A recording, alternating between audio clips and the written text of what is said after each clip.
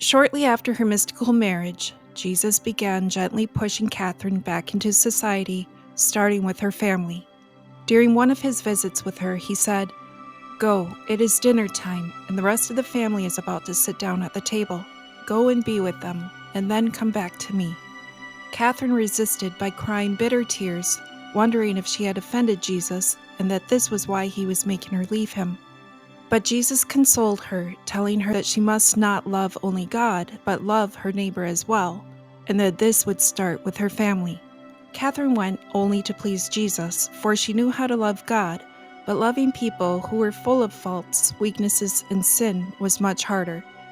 Nevertheless, she joined her family for dinner, not eating with them but sitting. We can only imagine the surprise on the faces of her parents and siblings, who had grown accustomed to Catherine never leaving her cell, and now suddenly was sitting quietly in their midst. Things were a little awkward for all of them at first, and every time Catherine was forced to leave her cell by Jesus to visit with her family, she would endure the talk and chatter for a few hours, and then rush back to the solitude of her cell to find Jesus waiting for her. Eventually, Catherine spent more and more hours with her family doing domestic work by sweeping and cleaning, while keeping mental prayer. When the household servant fell ill, she redoubled all of her efforts, taking on her own chores and the servants as well, while nursing the servant back to health. Catherine's greatest fear had been that she would be so busy that she would forget to pray and would drift away from God.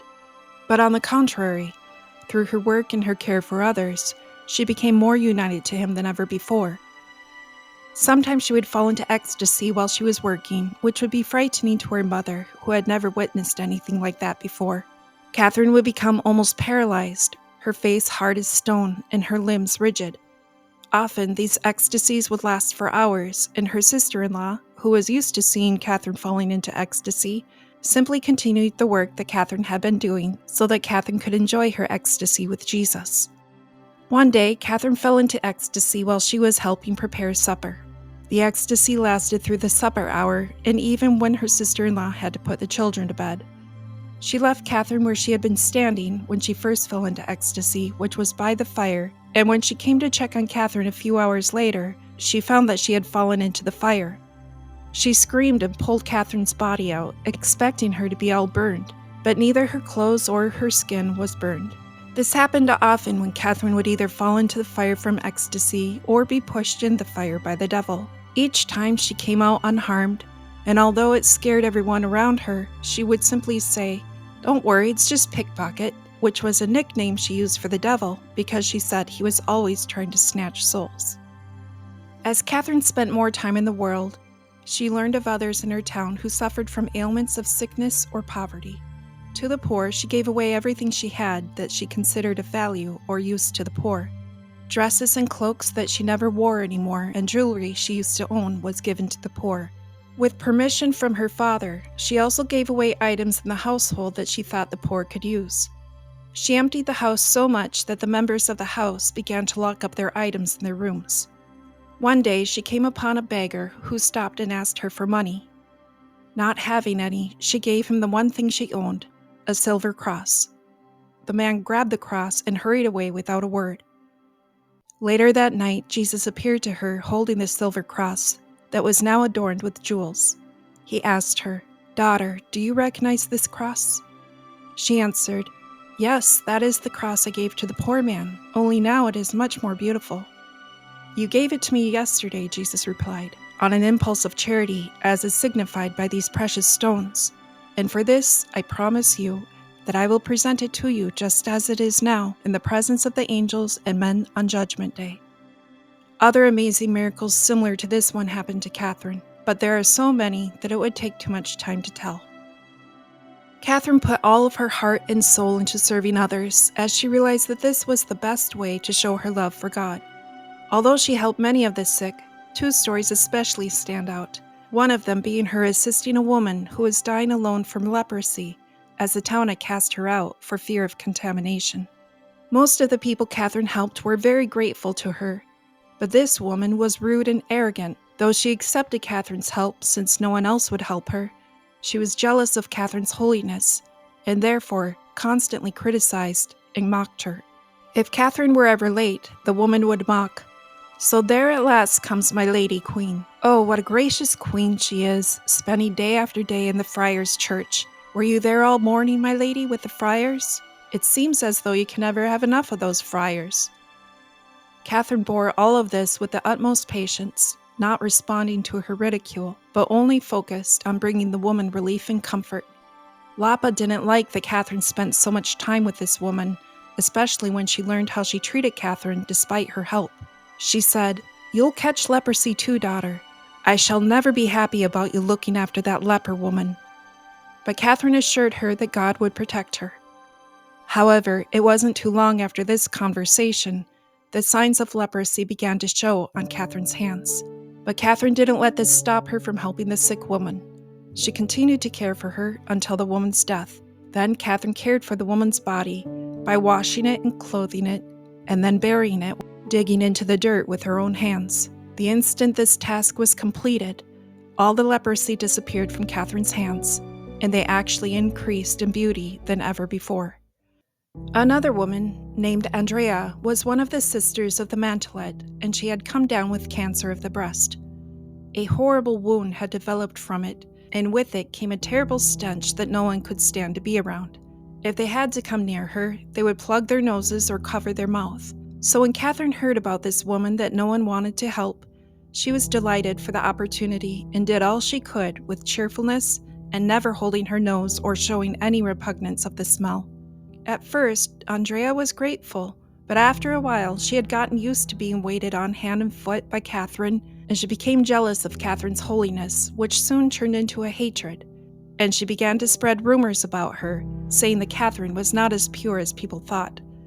As a result, the sisters of the Mantelet questioned Catherine, and some people believed the rumors rather than Catherine. They attacked her with all sorts of insults and reproaches. To this, Catherine stayed patient and said, "I assure you, ladies and sisters in the faith, that by the grace of God I am a virgin." She repeated this again and again any time she was questioned or attacked. Being accused of something so impure was distressing to Catherine, and when she was finally allowed to go, she ran to her cell praying and crying to God about the matter. To this, Jesus appeared to her holding two crowns, one of gold studded with pearls and jewels, and the other of thorns. He said to her, "Dear daughter, you must know that it is necessary that at different times and different places you must be crowned with both of these crowns. Choose then which you prefer, to be crowned during your life on earth with the crown of thorns, and I will keep the other for the life without end, or to receive the precious one now and have the crown of thorns reserved for you after your death." Catherine chose the crown of thorns, and taking it from the hands of Jesus, she placed it on her head, pressing it down so hard that she felt the prick of thorns. Jesus then assured her that he knew of the scandal that she was going through and that he permitted it for her holiness, and just as easily could take the scandal away. He cautioned her not to give up as the devil was trying to get her to do. With that, he disappeared, and Catherine was renewed with energy and patience. But Lapa had heard of the rumors as well, and was upset that Catherine was continuing to help this old woman who had caused so much trouble. She said, "Didn't I tell you not to keep helping that stinking old woman? She has accused you of vile living before all your sisters. If you go on helping her, then I shall no longer call you daughter." But Catherine only responded, "Dearest mother, do you expect God to stop showing his daily mercy to sinners because of human ingratitude? Know in charity that if I were to abandon this sick woman, there would be no one else to take my place, and she would die at once." And with these words, she was able to regain her mother's consent and blessing, and Catherine went back to nursing the woman cheerfully and charitably, acting as though her whole life hadn't been turned upside down. One day, Jesus put an end to all of these rumors. When Catherine entered Andrea's sick room, Andrea suddenly saw Catherine enveloped in a heavenly light, and instead of Catherine's ordinary earthly face, she saw it transformed into an angelic beauty. She understood what God was saying to her and instantly regretted all the scandals she had caused. With tears of repentance, she begged Catherine's forgiveness, which Catherine gave to her at once. And with this, Andrea also confessed to everyone that everything she said about Catherine was false. In part 1, we already mentioned that Catherine had no need to eat, but in order to understand how this affected her family and everyone that knew her, we need to dig a little bit deeper. Before Catherine left her cell to help others, Jesus appeared to her saying, "Know, sweetest daughter, that in the time to come, your earthly pilgrimage will be distinguished by such marvelous new gifts from me, that the heart of ignorant men will be amazed and incredulous. Many even of those who love you will have doubts and believe that what you do is all a deception, whereas it will be a superabundance of love on my part." He then told her that because of the gifts he would give her, she would suffer much from the others who didn't understand her or were jealous. He also added that he would give her a great zeal for helping people, and that she would take on every kind of labor, that it would be so extraordinary that people would be scandalized by it. After this, Catherine felt in her heart an increase of zeal and love that she could barely contain herself. With this came an extraordinary fervor for the Eucharist, so much that she would become faint. In fact, for a time, the priest had to ask Catherine to sit at the back of the church because she would be so loud crying for the Eucharist, because she had wanted it so badly.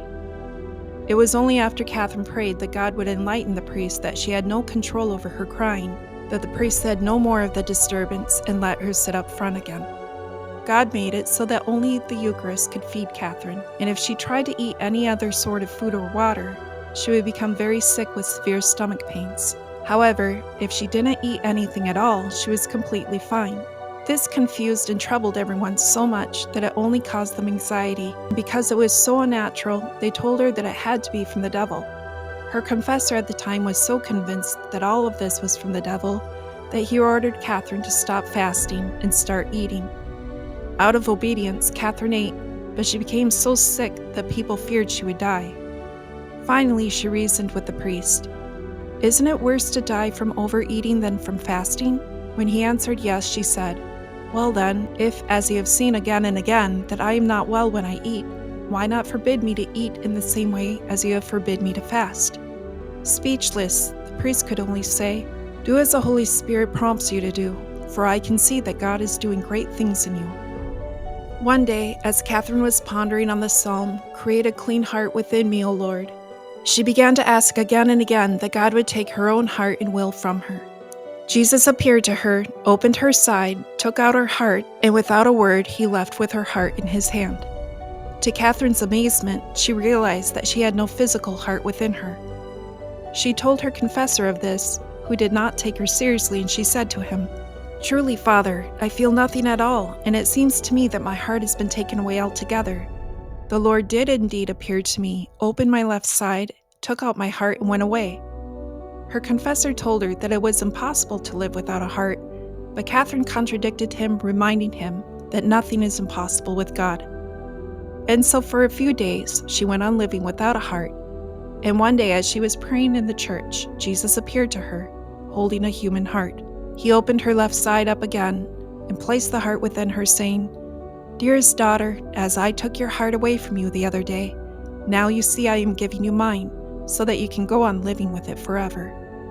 He closed her side up, but allowed a scar to remain as proof of what he had done, and many of her friends were allowed to see it.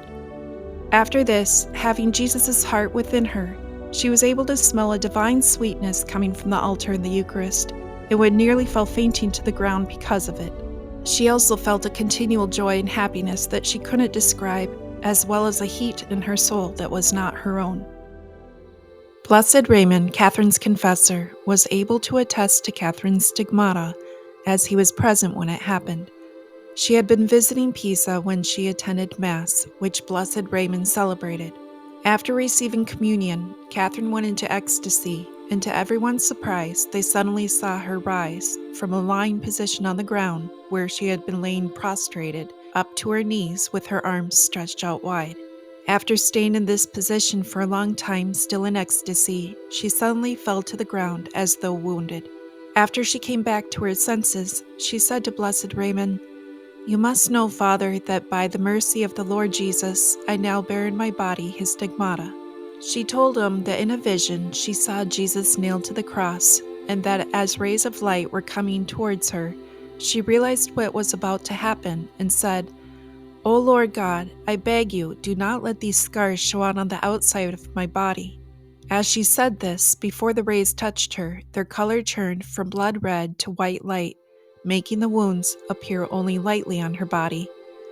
However, the pain was so intense that she said, "I feel such pain at those 5 points, especially in my heart, that if the Lord does not perform another miracle, I will be dead in a few days." This alarmed her companions so much that as a group they began to pray for a miracle, that Catherine would not feel the pain so intensely that she would die. A week later, when Catherine again received communion and went into ecstasy, she told her companions when she awoke, "The Lord, to my great displeasure, has granted your prayers, and those wounds no longer give my body any pain. Instead, they have made it stronger and healthier." One day, as Catherine was talking to a friar about what she was learning about in a vision regarding St. Dominic, she was able to communicate to the friar what she was seeing of all St. Dominic's glories. Then someone walked by, and this distracted Catherine for a moment, as his shadow confused her, and she looked away from the vision just to realize it was only her brother who had walked by. When she looked back at the vision, she burst into tears and could not stop crying for a long time, even when the friar was asking her what the matter was. When she was finally able to speak, she explained that she had offended God by allowing herself to become distracted while God was revealing his glories to her. But the friar said, "You only turned your eyes away for a split second. I didn't even see you do it. If you knew how the Holy Virgin had scolded me for it, you would too weep for my sin," she said. And then she started crying again. When she got back home, she was still crying when St. Paul appeared to her and gave her a severe scolding for having lost that little time in turning her head. She told her confessor about this, saying, "Just think what Christ's reprimand will be like at the last judgment if that one of his apostles could make me so afraid." From that moment on, she was very careful with her eyes to never allow herself to be distracted again. When the bubonic plague struck Siena, also called the plague of the groin, as it caused the lymph nodes in the armpits, neck, and groin to swell and become very painful, many people died as a result of the plague. Both Catherine and Blessed Raymond worked tirelessly around the clock helping people. Soon, a well-known priest that they both knew and loved very much was struck down with the plague, and it was apparent that he would die. He was raging with fever, and he said his groin was so swollen that it felt like his thigh was breaking in two. On top of this was a terrible headache. Blessed Raymond heard his confession with a heavy heart, and then went off to find the doctor to see if he could help. While he was gone, Catherine had heard of the news of her friends dying, and almost as though she were angry with the plague itself, she marched into the house. Before even entering his room, she shouted, "Get up, Messer Matteo, get up! This is no time to be lying in a soft bed." At once, the plague and fever left him, and he sat up in bed, completely cured. In celebration, he ate a hearty meal with his friends that night, although only a few hours before, he could barely even speak. Pope Gregory relied heavily on Catherine for her wisdom and counsel, and even sent her to the Florentine Republic to negotiate peace. Having achieved this, she returned to Siena, and the new pontiff, Pope Urban VI, requested Catherine to come see him. To avoid scandal, as it was unseemingly imprudent and improper for women to travel on their own, her followers came with her, which ended up being great in number of both men and women. These followers understood that they would travel poor and have to beg their way through their journey for food, because unlike Catherine, they needed to eat. But they all went by their own choosing, as being with Catherine was almost as sweet as being with Jesus himself. In regard to the great schism of the West, Catherine uplifted the Pope and cardinals so much with words of faith that he turned to his cardinals and said, "You see, brothers, how reprehensible in the eyes of the Lord our fears are. A mere woman puts us to shame. I call her a mere woman, not out of disrespect, but with reference to her sex, which in itself is weak. By nature, she should be fearful, even when we feel perfectly confident, instead of which it is us who are fearful, while she presents us with the most heartening arguments. This is shameful indeed." This was the last year of Catherine's life and the hardest of all the years that she lived, for she fasted and suffered all sorts of torments for the church so much that she understood that she would die within a year. Since Catherine knew that she would die soon, she was able to instruct and counsel her group of friends and followers in very detailed instructions on how to live the faith. To her followers, she even told who should enter a monastery, who should enter a convent, and who should become a priest. She then made her last confession and received the Eucharist before going into her last agony. During this agony, they heard her having words with the devil, who tormented her in her last moments. At times she would be silent, other times she would be laughing in contempt, and other times she would be angry. At one time they heard her say, "Vainglory never, but true glory, and in praise of God, yes." This was in response to the devil accusing her of vainglory for all her gifts and popularity. Even people who knew her well and loved her sometimes would wonder about this, as it is a normal human weakness. Blessed Raymond had said that he even heard people say at times to each other, "Why does she want to go traipsing about for? She's a woman. If she wants to serve God, why doesn't she stay home?" But Blessed Raymond then adds, "But these people have already been dealt with." After suffering her agony, Catherine's last words were, "Lord, into your hands I commend my spirit." She died at the age of 33, the same age as Jesus Christ. The year was 1380.